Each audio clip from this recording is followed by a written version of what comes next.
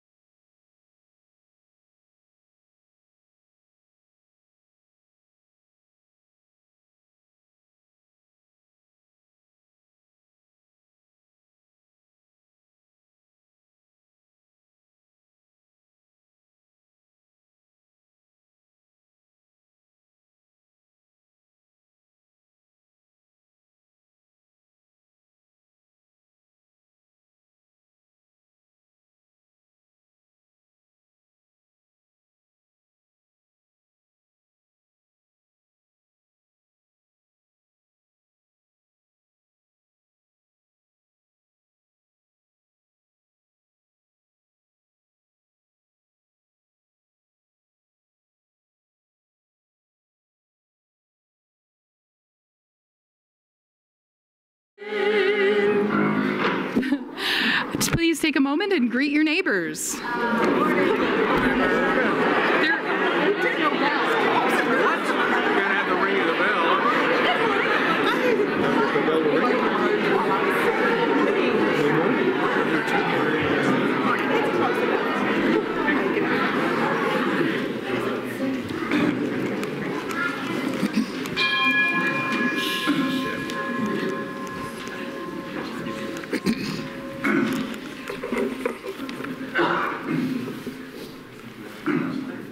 At times, our own light goes out and is rekindled by a spark from another person.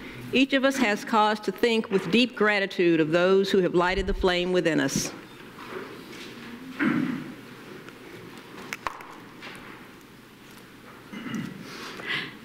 I'd like to invite you to join your hearts and minds in the spirit of worship with words from Martin Luther King, Jr. Our goal is to create a beloved community, and this will require a qualitative change in our souls, as well as a quantitative change in our lives.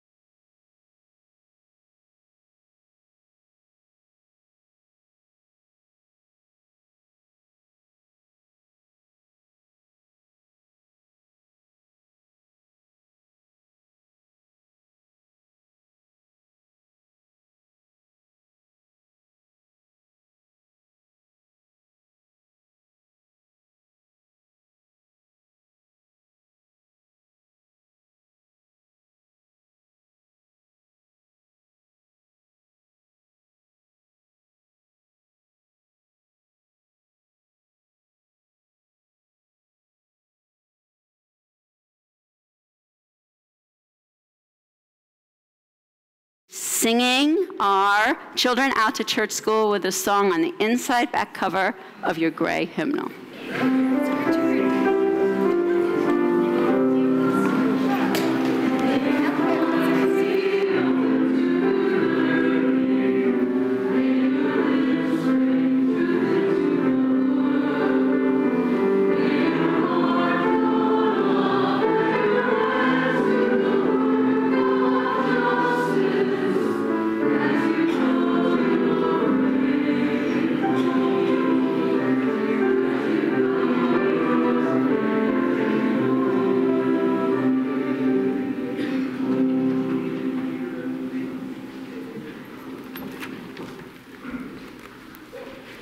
Good morning. My name is Gloria Ballard. I'm a member of this congregation, and it's my pleasure to welcome you here in the sanctuary and joining us online to worship this morning.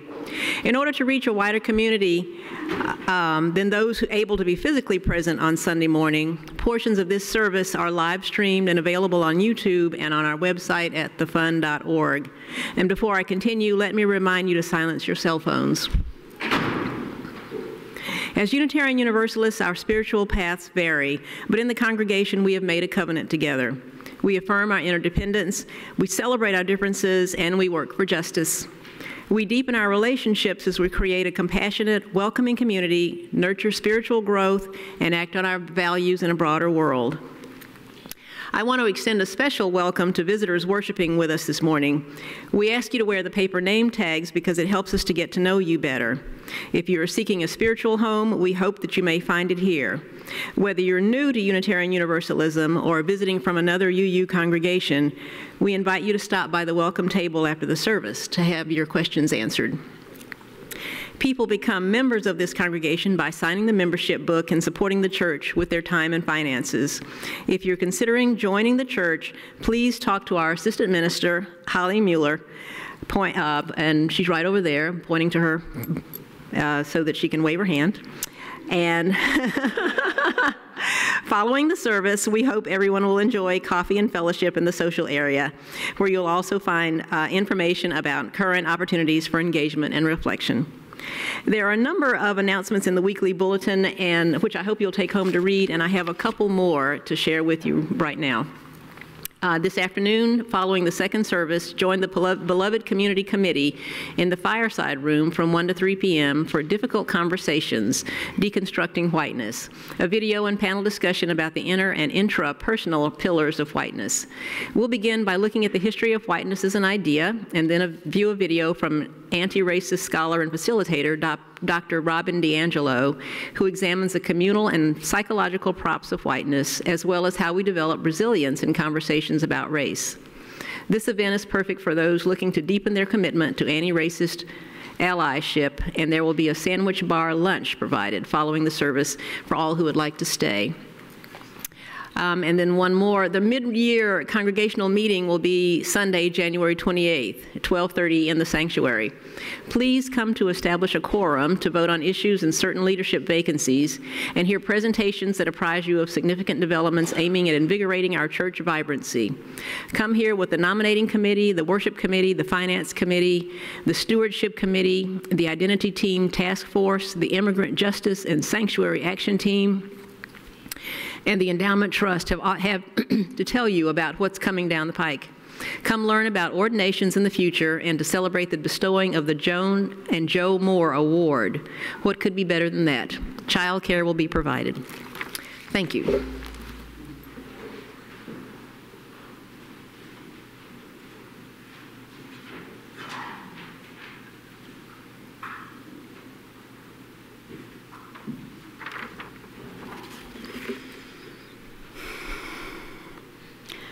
We have each come here today with joys and concerns that we've brought with us from outside these walls.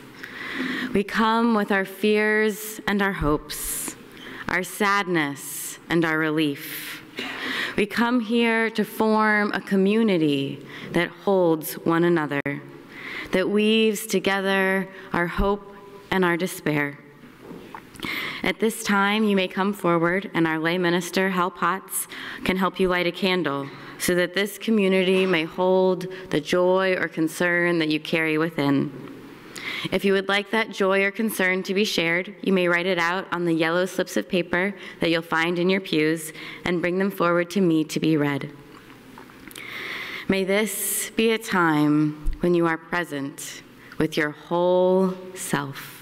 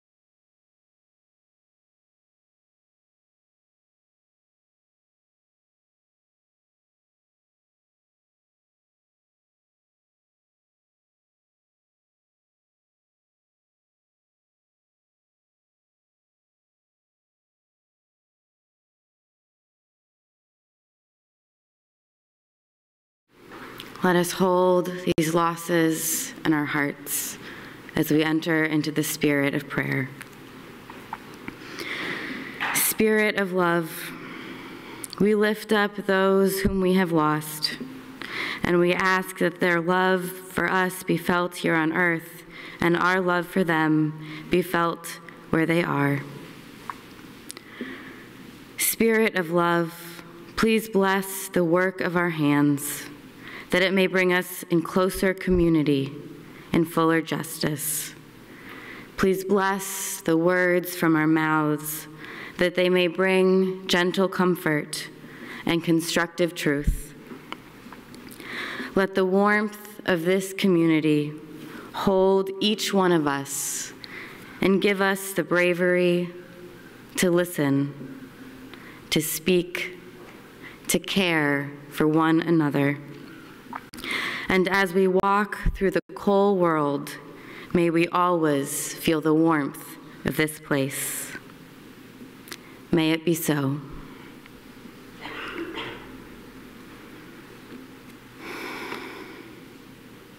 It is the hope of this church to share a journey of spiritual growth, to provide loving community, and to live out our faith in this world. We will now take an offering that allows us to enact that faith in growth. We are currently sharing the plate with Habitat for Humanity, and half of the loose cash collected today will go to fund their work in our community. The gifts of the congregation will now be most gratefully received.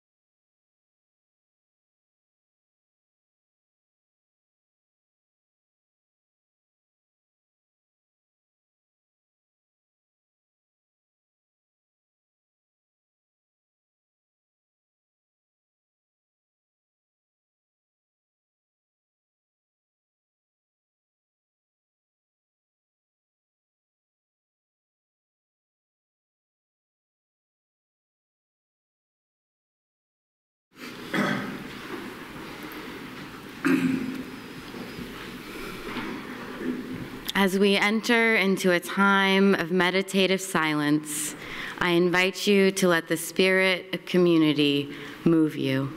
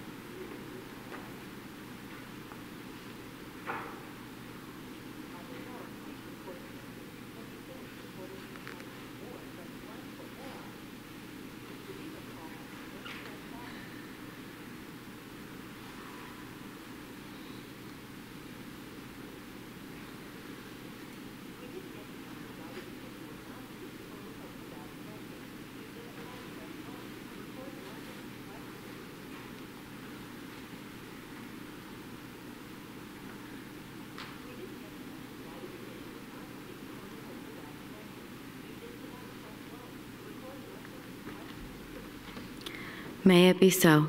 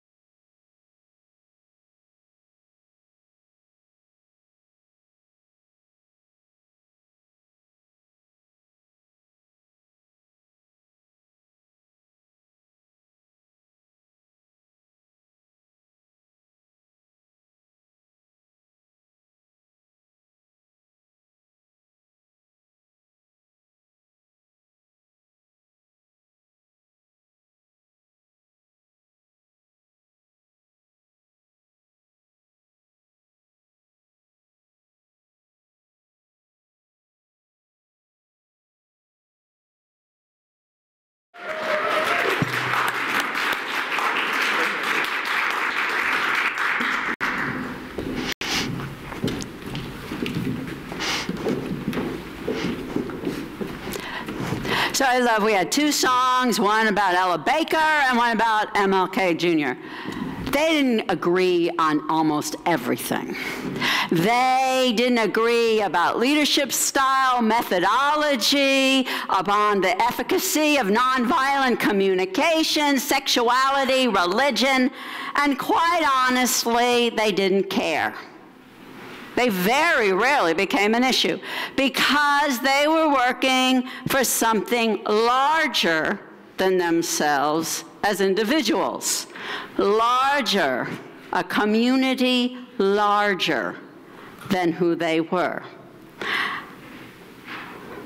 Now, she heard, Ella Baker would hear Montgomery, at the beginning of the Montgomery boycott, and she came to help out because he didn't know how to organize anything, and the NAACP ladies were doing a good job, but she knew how to organize. She was a generation older. She had a lot of experience, and he was talking about nonviolent communication, but she was pretty sure he didn't know much about it.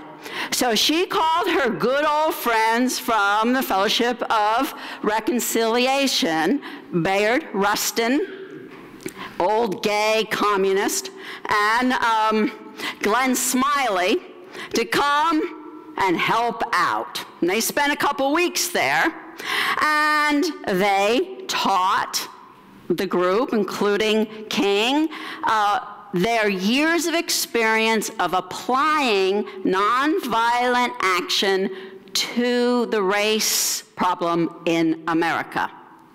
You see, the Fellowship of Reconciliation had been formed in England and Germany right in the midst of World War I. So there were Germans and English people working together, working for peace, right in the midst of war. And when the when the U.S. joined World War I, the Fellowship of Reconciliation came to the U.S. But Bayard Rustin was a firm believer that there was a war, a racial war, going on in America all those years. So he was very experienced in organizing. Glenn Smiley got King to start reading Gandhi and become more educated on that as well. So by the end of the boycott, you can see he understands this term in a deeper way, a beloved community that they used in the Fellowship of Reconciliation. So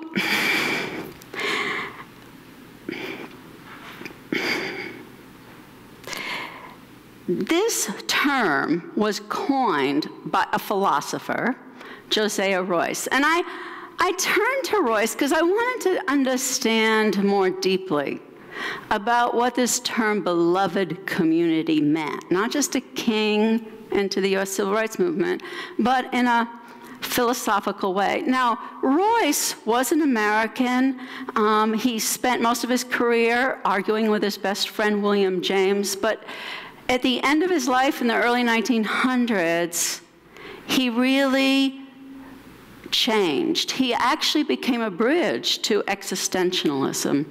And he really understood that human beings were searching for meaning, all human beings as individuals, but that they could not find meaning as individuals. Now, the existentialists kind of went with that all the way. But what Royce understood is that we're not born individuals. No human being is. We're born in a community. Community comes first. We wouldn't survive if we didn't have at least a small community around us. And that we're educated and brought up in a culture, in a family, we're taught how to be. And so it is that community that comes first. And so an individual, as they grow up and they're looking for meaning, he believed, had to choose a community to give their loyalty to. And it was that larger community in which they could find meaning in their life. And he split up communities into kind of two categories. One was beloved community, and the other he called predatory community. He said human beings and community work together so that they can thrive, so they can survive and thrive. And that a predatory community is very inner-directed. They work so that their family or their tribe or their nation can thrive, but do not care if anyone else thrives. So if what they do to thrive hurts others, that's their problem. We call that a predatory community. He said the beloved community is a community that is always expanding their idea of who can thrive, what can thrive. It may be that they just make sure they're not interfering with another community's search to thrive, their loyalty to thrive, or it may be that they become more inclusive in their understanding, making allies or welcoming other people into their community. But there's this understanding that the thriving is not just about them. It's about a wider group. He said, becoming loyal to a beloved community gives ethical or moral meaning to somebody's life. Yes, we all find meaning in our communities. I'm sure people found meaning cheering last night for one or the other of the football teams. I won't tell you who I was cheering for.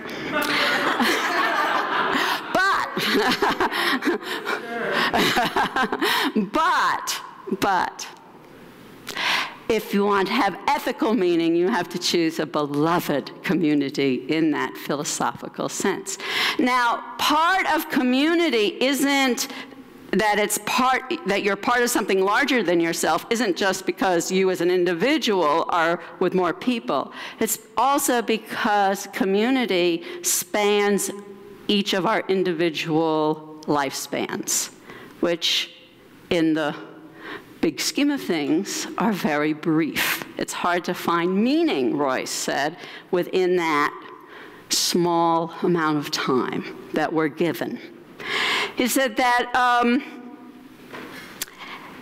that's why a community that is a beloved community always has memories, a community of memory. And we heard that with the songs that were sung today about King and Ella Baker talking about they're on the shoulders of others, and that they want to pass it on then to the future, which is a community of hope. And he talks a lot. I love this. He talks a lot about when we belong to a beloved community, when we give our loyalty to beloved communities, that we work for lost causes. And it's actually working for these lost causes that give us hope. Now, what he means by that is that if you're working for justice, racial justice, working for justice, it is a lost cause. You are not going to make this beloved community, as King so beautifully described, in your lifetime. But we find meaning in working towards it.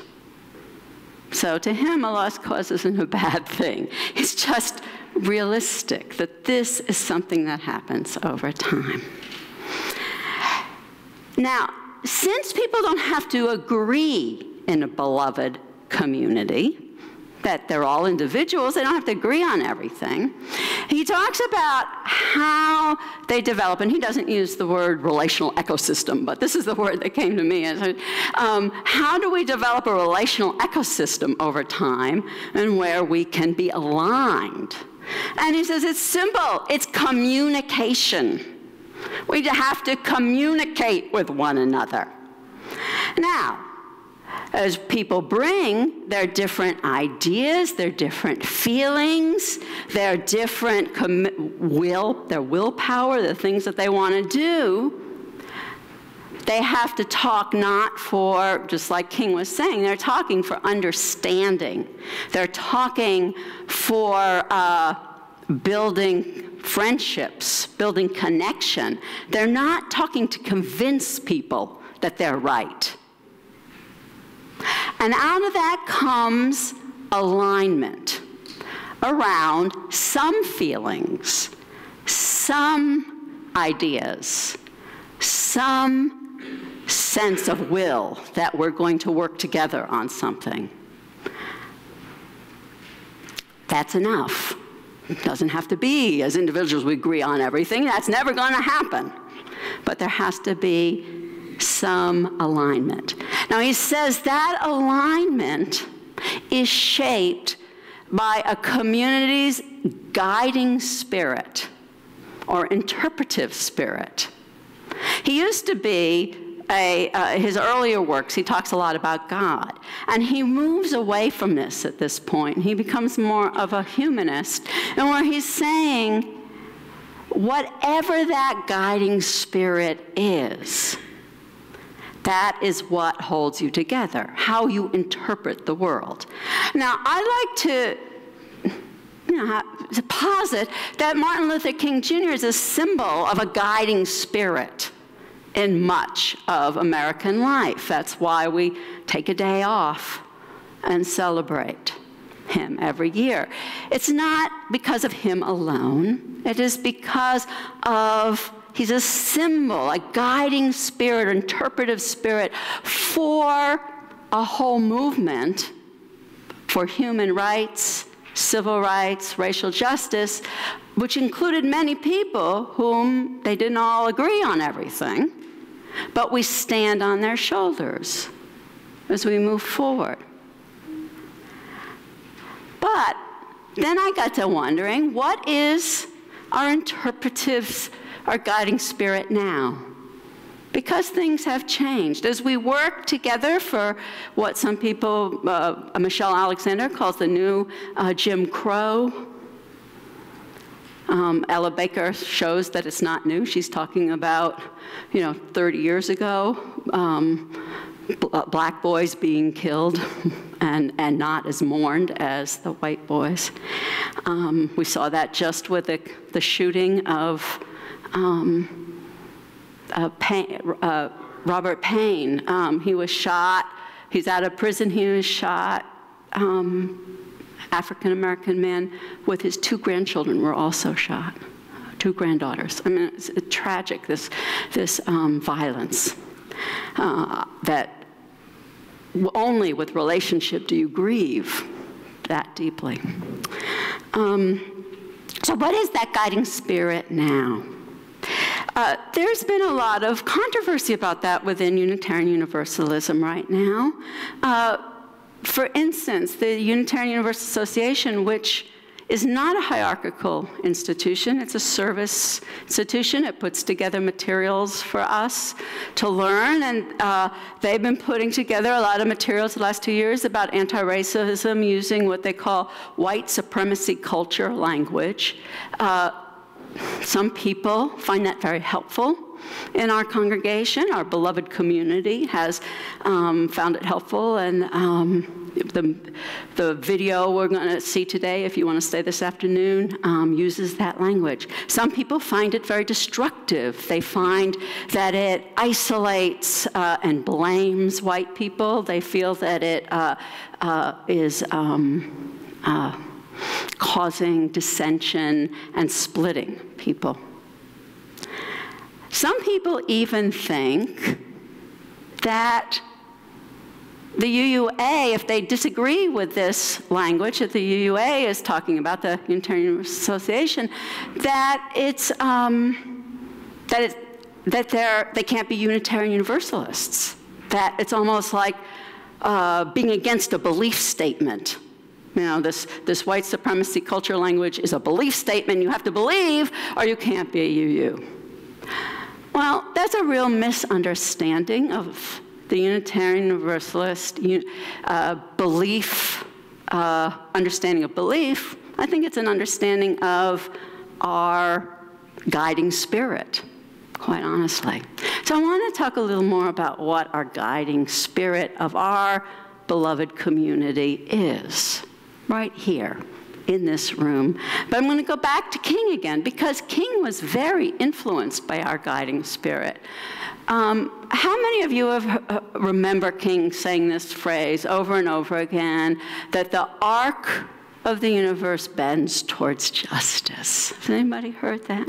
Okay, well, he was inspired to say those words. It's almost a direct quote from Theodore Parker, who was a Unitarian minister and radical abolitionist in the mid-1800s, who said more than once, the arc of the moral universe is long, but it bends towards justice. Very much an understanding of what Royce later would say was this community with a community of memory to a community of hope, and it spans a wide range of time, and it is going towards some ethical end, okay? King understood. He read Theodore Parker thoroughly when he was at Boston University, and he understood that Theodore Parker's own story highlights our guiding spirit. So I'm going to tell you a little about Theodore Parker. Theodore Parker grew up Unitarian. He's a young man. He is on fire with the ideas of the transcendentalists. It's like Emerson and Thoreau. And they all kind of stopped going to church, but Theodore Parker was going to go to church. He was going to teach this. And what he was teaching was, and I'll give an example, a sermon that caused a lot of controversy, people really arguing with each other, was Christianity doesn't matter that Jesus was ever alive. You don't even have to mention Jesus.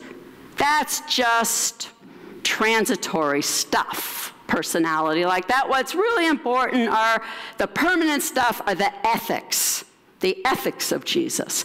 And when he preached that in a big public space with lots of other Unitarians there, the older generation was furious. How dare you say such outrageous things? Because they had their own idea of Christianity, but it wasn't quite that extreme. He was an extremist.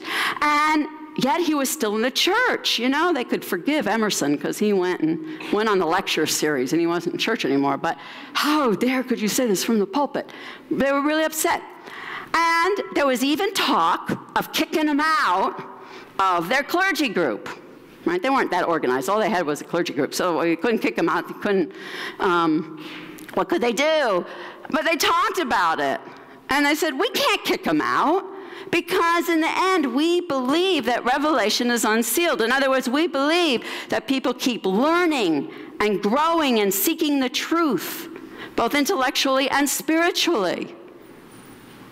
And that they have to preach and speak from their personal conscience.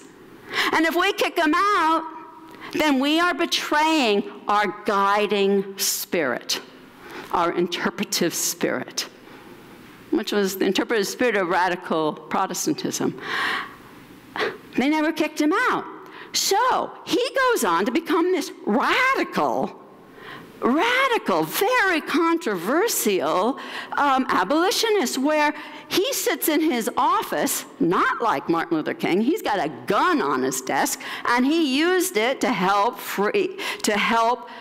fugitive slaves who people were trying to arrest and send back to the South, to get them, and he got other radical Unitarians to get them up to Canada.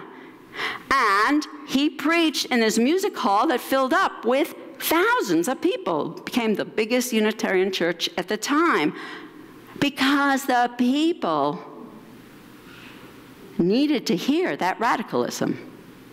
And many of those people became very involved.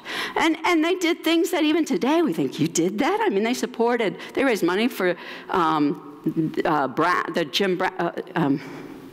John Brown Revolution, you know, for that rebellion. I mean, they supported radical things. Julia Ward Howe, for instance, was a member of his congregation and wrote the Battle Hymn of the Republic. He inspired that kind of abolition fervor. Okay, so what's interesting about this story is because the guiding spirit was, we are always growing and learning, nurturing our spiritual growth, always supporting ongoing truth and learning. In 2 generations, what Parker taught was the center of Unitarianism. Why did we kick out, why did we not want Emerson around? Thoreau, we claim him, we claim the Transcendentalists as our own. And, hey, you know, abolition wasn't so out there anymore, right? I mean, it was the law of the land by then. So that which seems extreme moves to the middle. If people stay in conversation, they create something new. People weren't exactly like Theodore Parker, but by staying in conversation with each other around these ideas, around these actions, they created something new. So Unitarianism, every generation, we change. We're always new, always new. We have never stopped.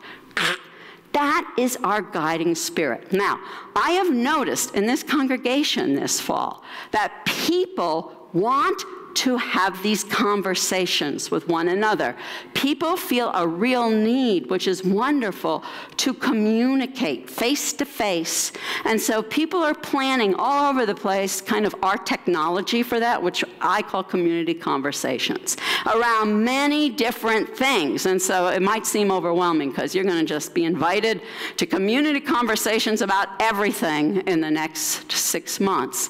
But I kind of see them grouped around 2 things. One group is just kind of like, I think, our foundation, our institutional foundation.